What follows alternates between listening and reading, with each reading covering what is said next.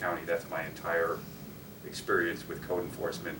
Probably wasn't a very good career fit. I recognize how darn hard that job is, by the way. It's an incredible public relations challenge, frankly, to do that job. It's tough. But that's one of the topics that our infill steering committee has identified.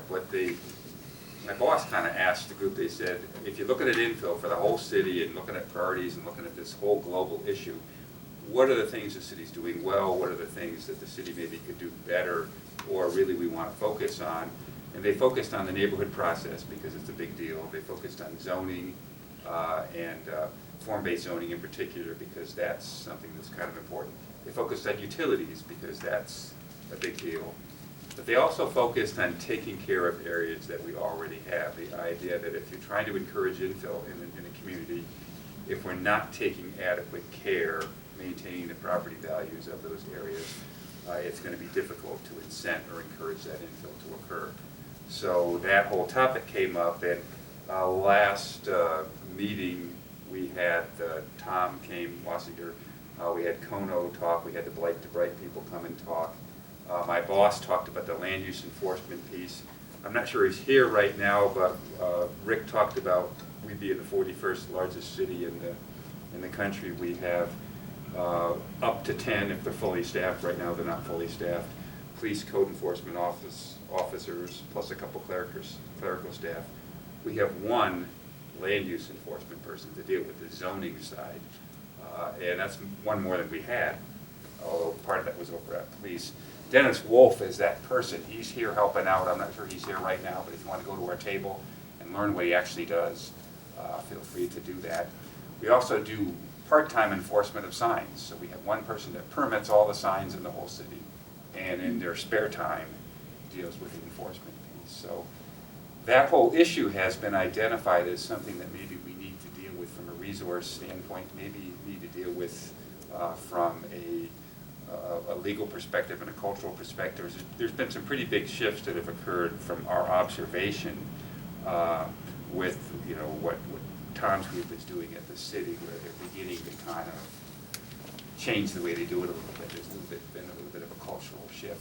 There may or may not be some need, as identified with our group, which is just kind of an advisory group, which will eventually provide a comprehensive plan amendment recommendation and provide some advice that will either be taken or not taken to our planning commission and our city council.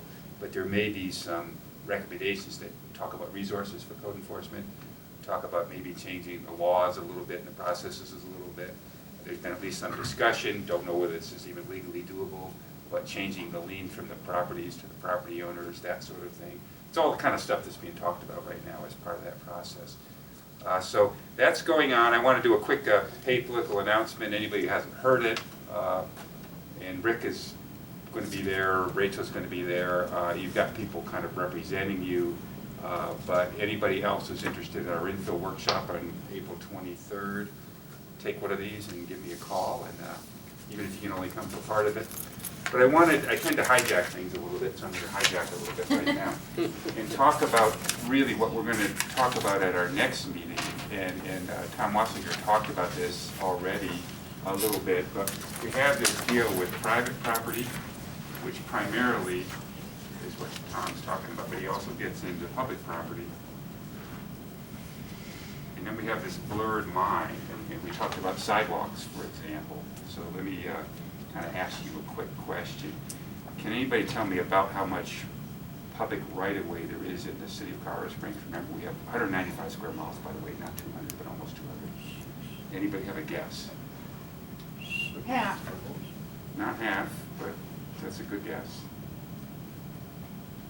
It's at least 25 square miles, so over an eighth of the entire city right now is public right-of-way, mostly streets, but not entirely streets. And remember, a lot of the city's not developed yet. We've added Willis Ranch, areas like that. So we'll be well over 30 square miles of the city, 30 square miles that is really owned in public trust. It's really what's left over. If you go to the assessor, it doesn't show up. It's what's left over. And it really is sort of left over in the way we deal with it jurisdictionally, too. because our city code says, a lot of us live in single-family houses, from the inside of the sidewalk, sometimes 3 feet from the inside of the sidewalk, all the way across to the curb line, to the pavement, to the other curb line, to the tree lawn, to the other side of that sidewalk, is really that public right-of-way, which has often been done by plat. It's held in public trust. We don't own it the same way we own the city building or the county owns this property.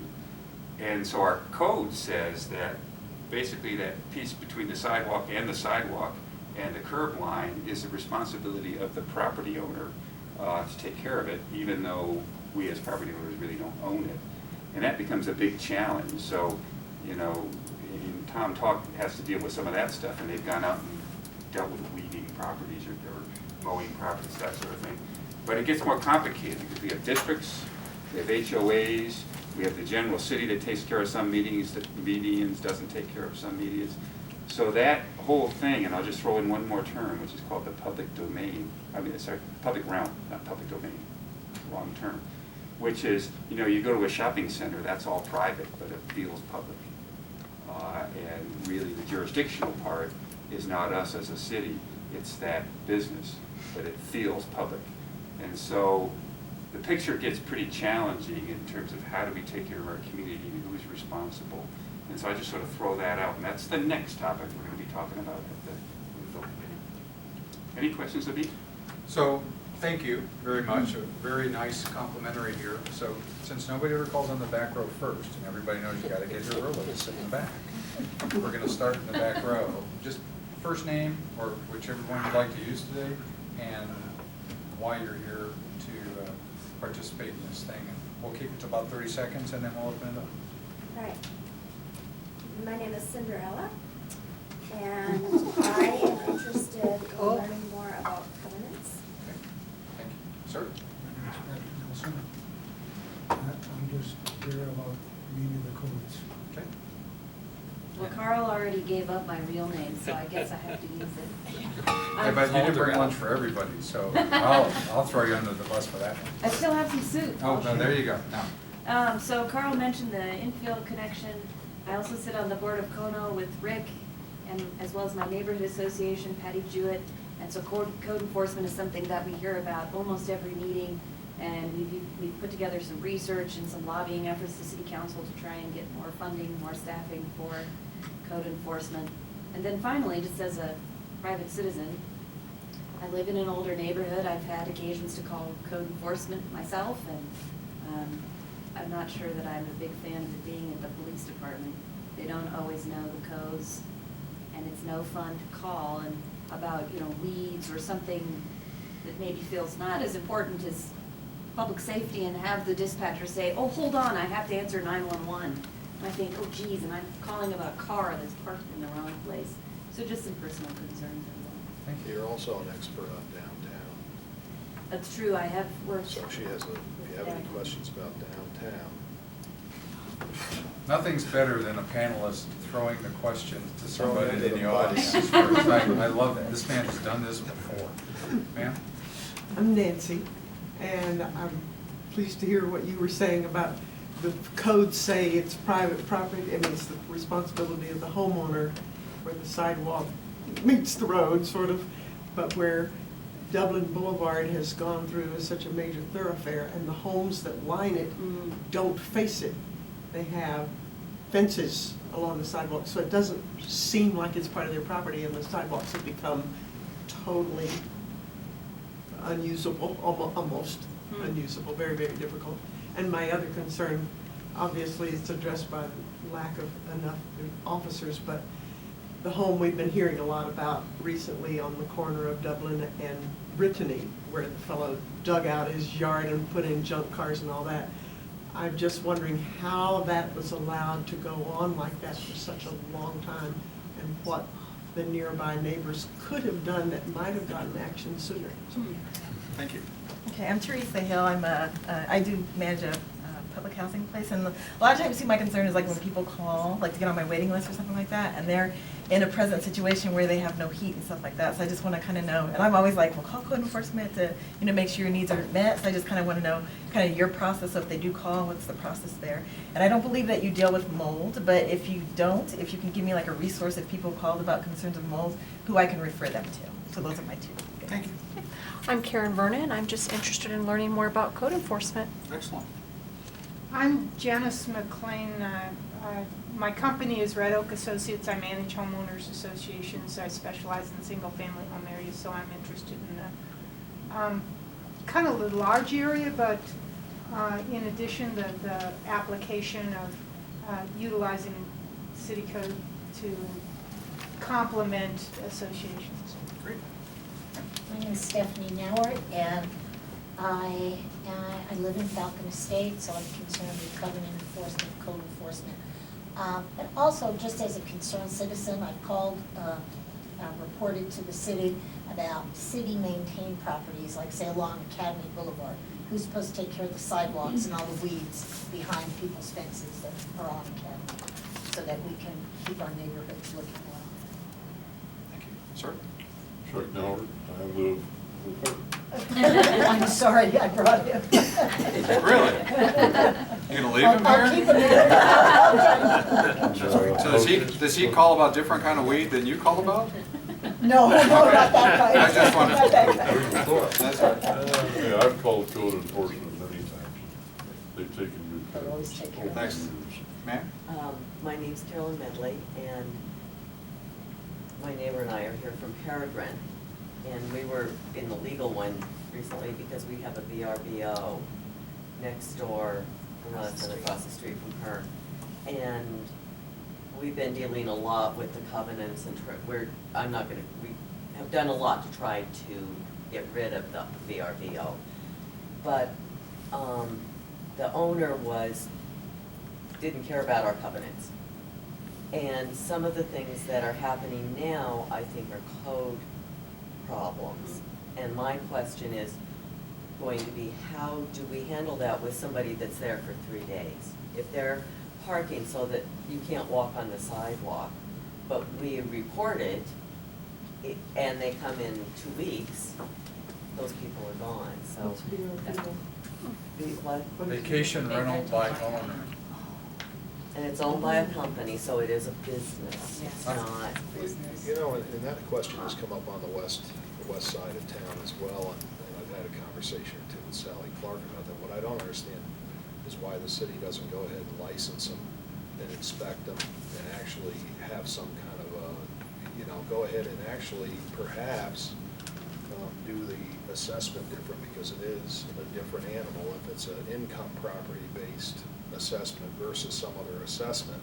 And they aren't assessed like a hotel, and yet they are a hotel. You know, I did deal with that in Virginia. We had a lake called Lake Anna, and Lake Anna was about 19,000 acres.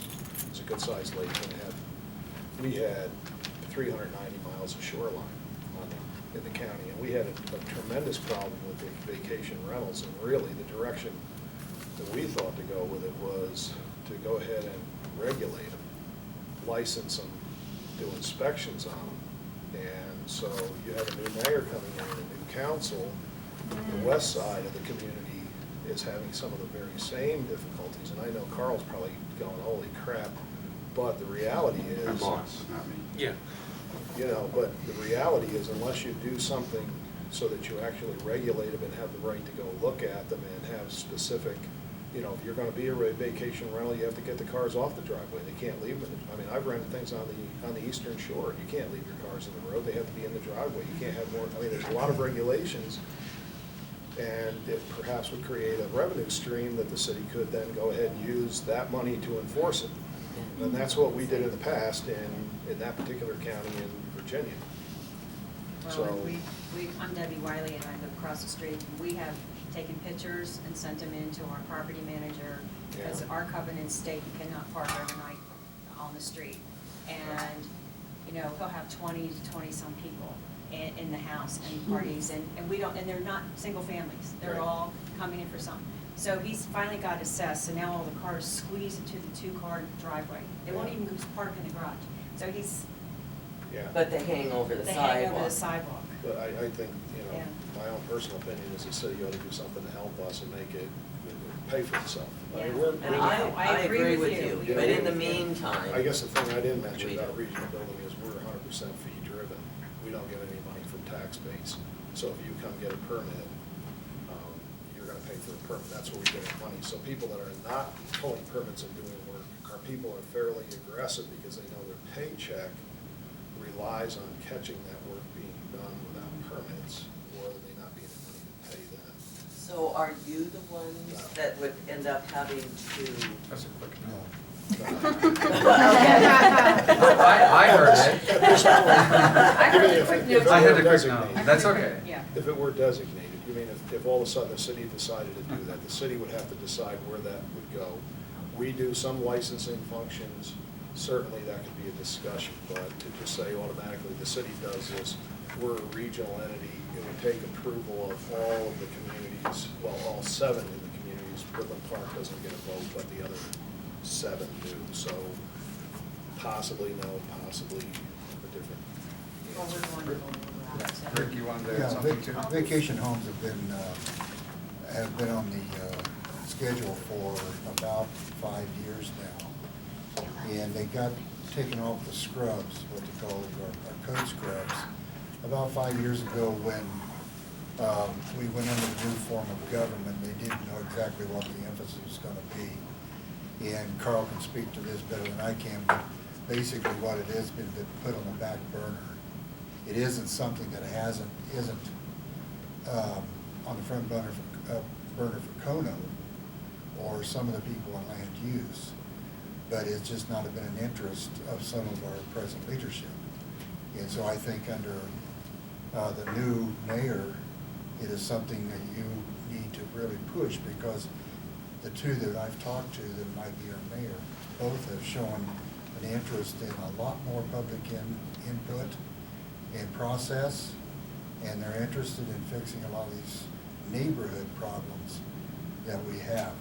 Kono also takes a very strong stand on vacation homes. Yeah, we talked I about it agree with for a you long time. 100%, that needs to be regulated. We started the process, but it was kind of put back until we can get some more Well, support. you know, my suggestion would be, and I'm always telling everybody else what to do, but my suggestion would be to marry that with a residential, in certain areas, a rental inspection, rental registration program. Because in certain areas of the city, say for example, in the area of Colorado College is one of my bigger concerns in the area, because you have these students that are renting these places, and my experience in the past in different cities has been that the owners of some of those properties don't necessarily do what's right because they're, quote, only kids that are living there. The problem is, from my perspective, a bad mechanical system will kill them all. If it burns, it'll kill them all. And then the city, as a whole, all of us, are gonna take a huge hit if Colorado College, you know, changes, or people don't send their kids here. We need that college to be as robust as it is. So, you know, my own personal opinion, it should be married with some rental inspection, licensing. You wanna have a rental for Colorado College, fine.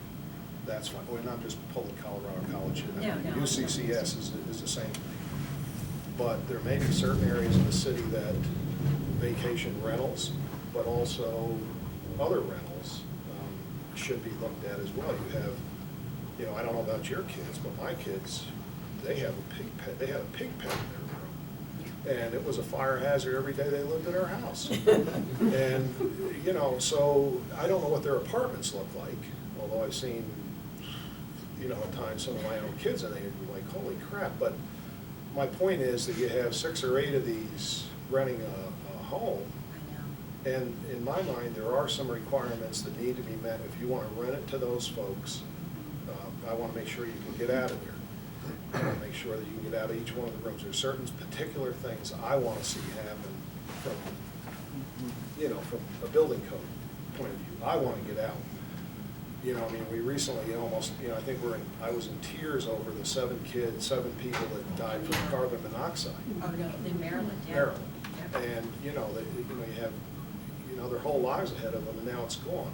So our concern is also some of the rental areas. So my own personal opinion was that there's a group of people that are interested in doing something like that. You're interested in doing this. I'd marry the two together when I went to city council and try to do it all. And maybe Carl would go, you need to shut up, Henry, but. Well, and I don't want to say too much because you probably need to follow up with Peter Wysocki, who's my Sure. boss, and I'm not trying to kick it. I just haven't been particularly involved in this.